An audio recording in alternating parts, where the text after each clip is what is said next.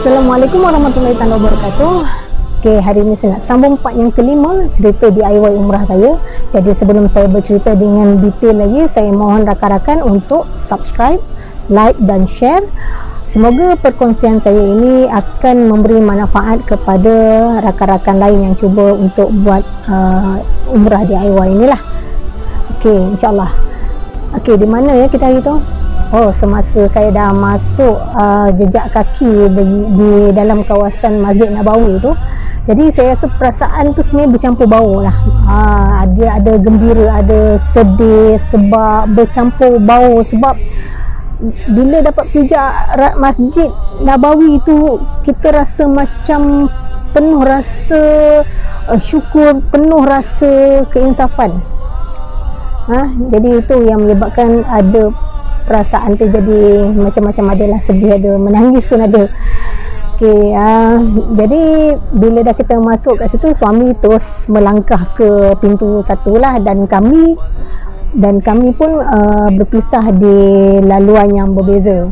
Dan macam saya, seterusnya saya terus pergi ke bahagian pintu perempuan, bahagian pintu wanita yang paling hampir, iaitu pintu 13. Pintu-pintu sebelumnya untuk wanita tak dibenarkan masuk.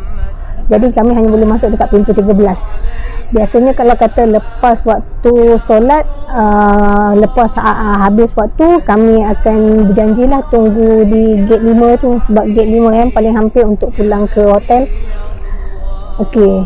Jadi hari berikutnya selepas subuh tu, lebih kurang jam 7.30 macam itu, lepas waktu raudah, kami terus keluar jalan kat pintu 21. Sebab hajal asal tu kami nak cari breakfast je. Keluar di pintu 21 kan. Jadi exit di pintu 21 tu kami nampak dua jenis bas kat situ. Satu bas hop on off Al-Madinah warna merah putih, merah kuning macam itu. Bas 2 tingkat, lebih kurang harga RM80 untuk beberapa tempat dalam satu hari, kira one day trip lah. Okey, dan satu lagi bas berwarna hijau. Jadi bas warna hijau ni dia ada dua harga. Satu RM10 untuk satu hari one day trip, satu lagi harga RM15 untuk 2 hari. Jadi boleh pilih lah kan, untuk satu ataupun 2 hari, tapi kami ambil sehari sajalah. Jadi dengan bas hijau ni, tempat yang dibawa dalam satu hari ni ada beberapa tempat. Seingat saya di Jabal Uhud, Kiblatain, Quba dan Khandaq. Ya, itu antara tempat. Jadi bas tu dia akan berhenti ke satu stesen. Kita boleh jalan-jalan satu tempat, dan naik mula bas berwarna hijau untuk ke tempat yang berikutnya. Okay, niat nak sarapan pagi tu dah bertukar jadi jalan-jalan naik bas ke Jabal Uhud pagi tu.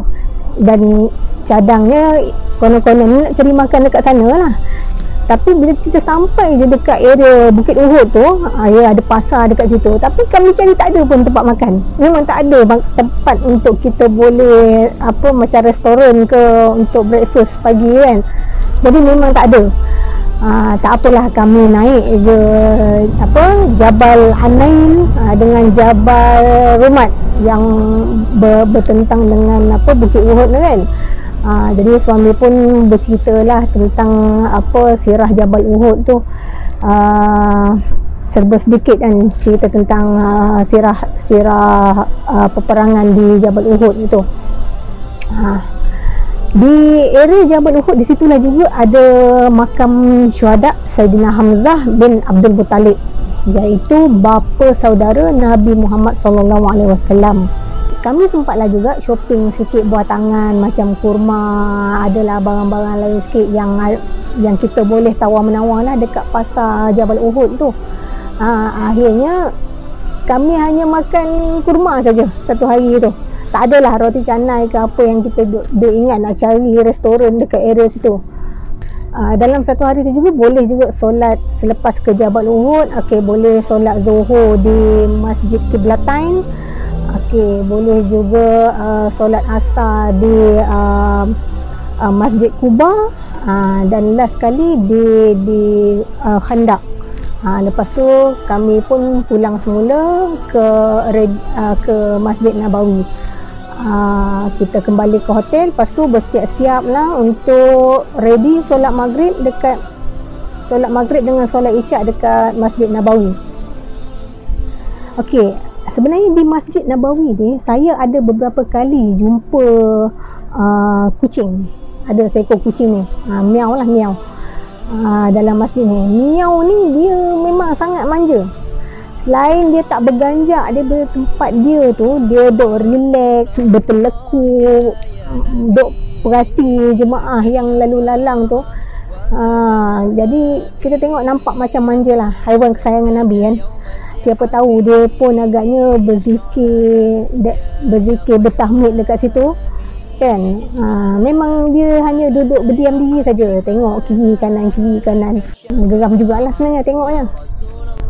Jadi sepanjang 4 malam tu di Madinah, kami hanya keluar ziarah tu hanya sekali itu sajalah, dan selebihnya kami hanya berada di Masjid Nabawi dan juga Raudah.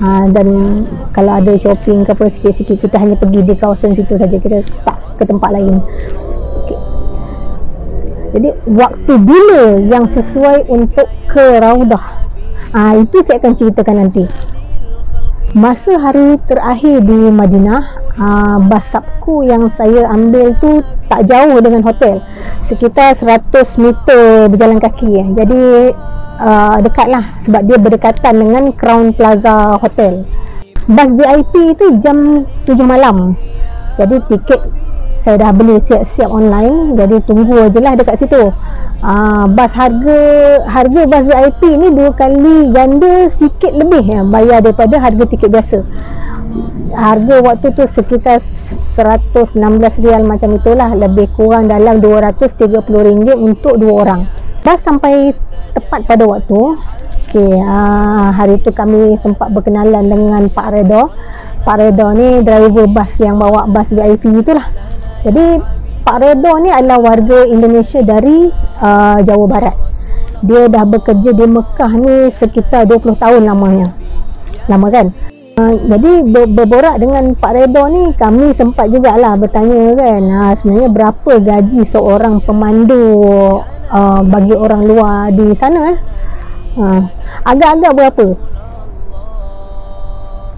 Okey lah, menurut Pak Redha, gaji dia sekitar, dia kata cukup lah untuk keperluan dia. Lepas tu sebahagian lagi dia boleh hantar lah dekat kampung halaman. Kalau kata nak banding, kalau dia kerja di negara dia sendiri, dia pun tak dapat lah gaji sebanyak itu. Itu apa yang Pak Redha ni cakap lah. Jadi Pak Redha ni sebenarnya sendirian je di Mekah, kerana menurutnya keluarga ni tak dibenarkan. Keluarga tak dibenarkan untuk dibawa dan menetap di situ bersama-sama dia. Okey. Jadi bas kami bergerak pada jam 7.30. Beli tiket pukul 7, bergerak pukul 7.30. Bas VIP ni non-stop, tak ada lagi berhenti makan dan sebagainya. Dalam bas tu kami memang dibekalkan dengan macam dessert lah, ada roti dengan apalah, macam makanan ringan yang simple kan, dan ada disediakan air panas. Jadi kalau yang nak naik bas waktu malam macam tu, eloklah makan dulu sebelum nak bergerak dari Madinah ke Mekah. Kalau kata bas, nak guna bas 7 malam tu lah. Sebab itu adalah pengalaman saya setakat itu. Bas dia memang sangat selesa. Pada saya top 1 lah. Malam tu kami pun tak ramai, banyak tempat kosong. Selain kami berdua di depan, cuma ada satu grup lagi rakyat tempatan, lebih kurang 6 hingga 7 orang yang duduk dekat belakang sekali. Ya, diorang pun kira sama-sama lah nak tunaikan umrah ni. Okey, bas dijangka sampai sekitar 12 pagi, 12.30 pagi macam tu. Yakni dalam tempoh 5 jam perjalanan. Ya, 5 jam perjalanan dari Madinah ke Mekah non-stop. Setibanya di Mekah, okey, kita jumpa nanti. Assalamualaikum. شريك لك لبيك